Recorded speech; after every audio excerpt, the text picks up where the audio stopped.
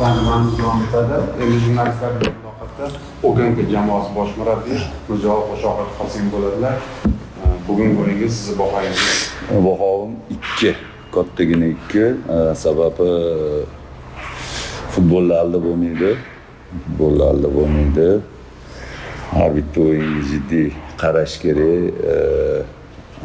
Jadvalga qaramasdan.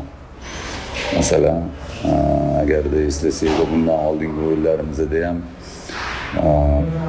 mana shunaqa nastroysiz chiqib oxirida o'z tarafimizga og'dirgan edi, lekin bu gal o'tgani yo'q.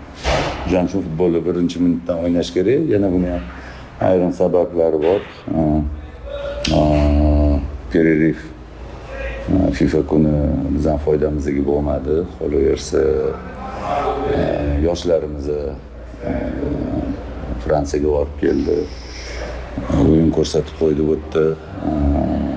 Islom To'xtato'yev milliy terma jamoada bo'ldi. Baribirga o'shaning uchun ham futbolda bo'lmaydi. Shu fursatdan foydalanib milliy terma jamoamizni tabriklayman. Har bir a'zosini, federatsiya mas'ullarni menga tarixiy natija qilindi. Bu yo'g'iga omad tilayman.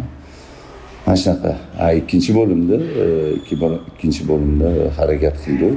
Vaziyatlar yaratdi, lekin undan unumli foydalanib ola olmadi. O'shaning uchun ham futbolda bo'lmaydi. Shu.